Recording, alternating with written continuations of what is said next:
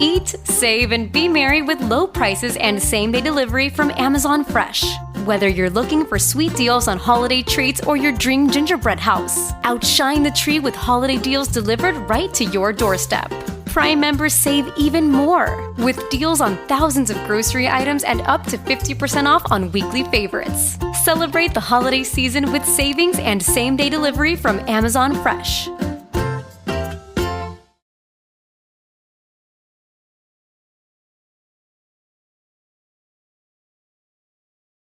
Here's Adam Teicher from ESPN.com. Covers the Kansas City Chiefs. They're coming off a 27-19 win on Saturday against the Houston Texans at Arrowhead Stadium. Adam's final home regular season game at Arrowhead covering the Chiefs. He's retiring after this season. Hi, Adam. How you doing? Good, Bob. How you doing? That's even bigger news than what the Chiefs are doing in my world.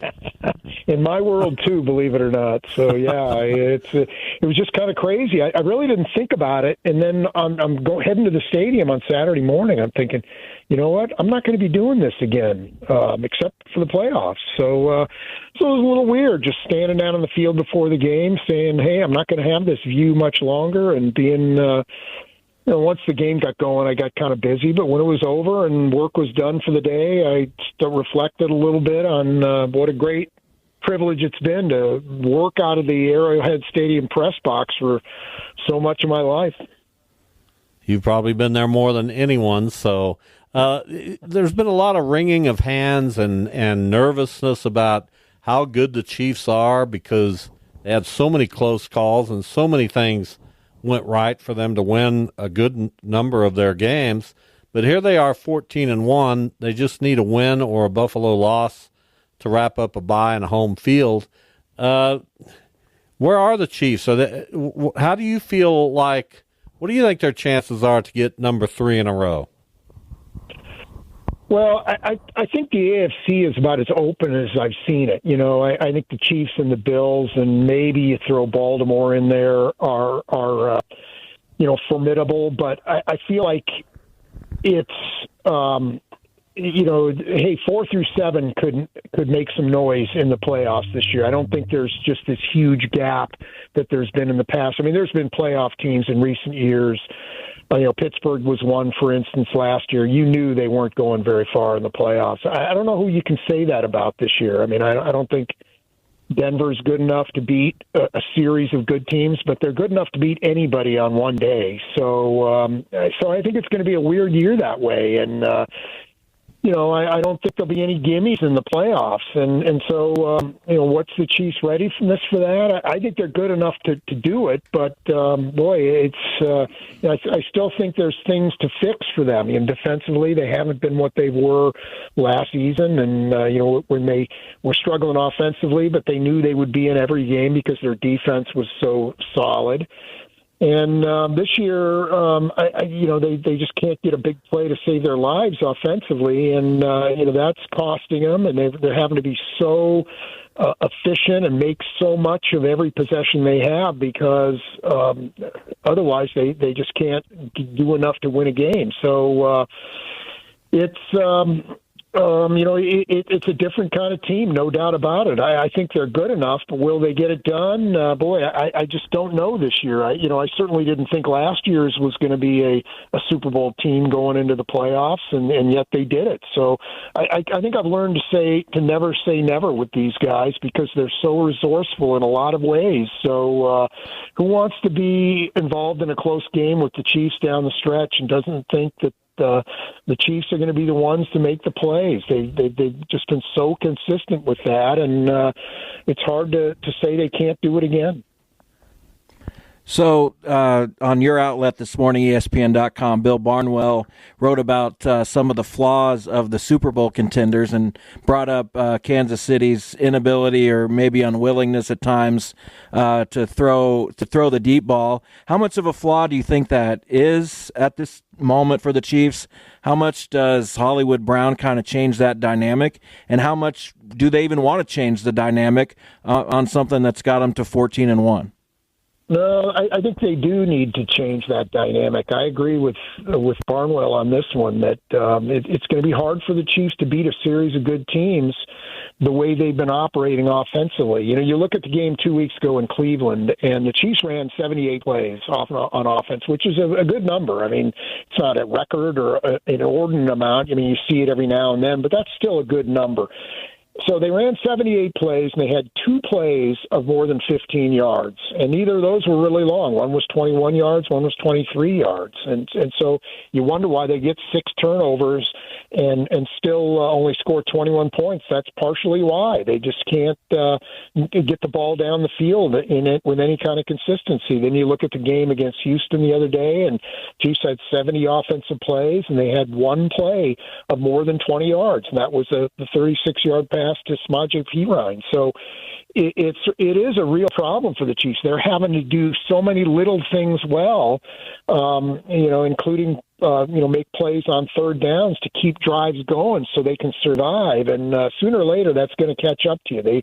They've done a great job with it to this point, but I feel like that's going to be something they have to have. They have to get more big plays to beat good teams, a series of good teams in the playoffs. So we'll see if they can get that done. I feel like it's in them. We've seen it from them before. The quarterback certainly is good enough.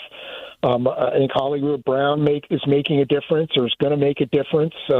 Xavier Worthy is starting to round into a more complete player. So I think they have the tools to get it done. Maybe not be the most dangerous team in the league in that regard, but good enough to get them where they want to go. But I've thought that for a few weeks now, and it hasn't happened. So maybe they don't have it in them, but I just don't agree with that, at least not right now. Well, and obviously there was a lot of talk about the quarterback earlier on with his high ankle sprain. People weren't sure he was going to play. And then, of course, in Mahomes-like fashion, he practices in full on Thursday, and he's out there on Saturday running around. How is his health right now? And on the other side of that, if they do win, do you give him the last week off and then he doesn't play for 3 weeks? What do you think the Chiefs do in that situation? Yeah, first of all, that's a great problem for them to have. They would love to be able to have those kinds of problems and wonder how to handle him and other guys as well by securing that first round bye by beating Pittsburgh this week. So. But as far as Mahomes goes, I had a chance to talk with him today, and he seems to be in a really good place with it. You know, he came out of the Houston game well with the ankle. Feels like he'll be in a better place for this game on Wednesday in terms of the ankle than he was against Houston. He said, my body's going to be sore. I mean, it's only, such a short week that my body will be sore, but my ankle will be fine. So I think he'll be fine.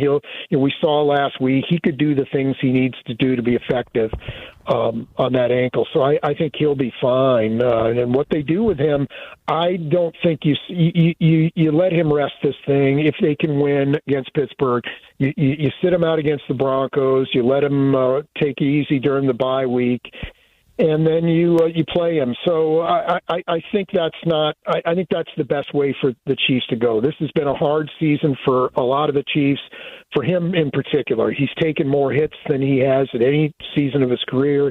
He's been sacked more than he has in any season of his career.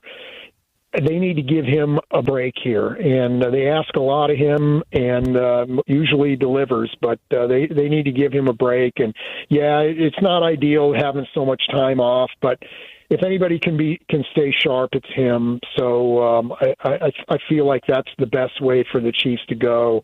It's been they've had to play a lot of their better players, maybe more than they might like because of the close nature of so many of these games. So giving guys an extra week off and maybe 2 weeks off would be a good thing for them at this point.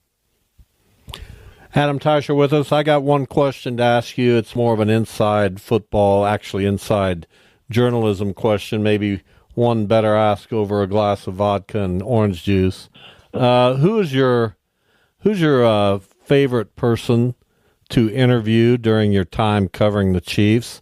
We know Mahomes is the best player. We know Andy Reid now has established himself as the greatest coach in Chiefs history. Who have you enjoyed interviewing, Adam?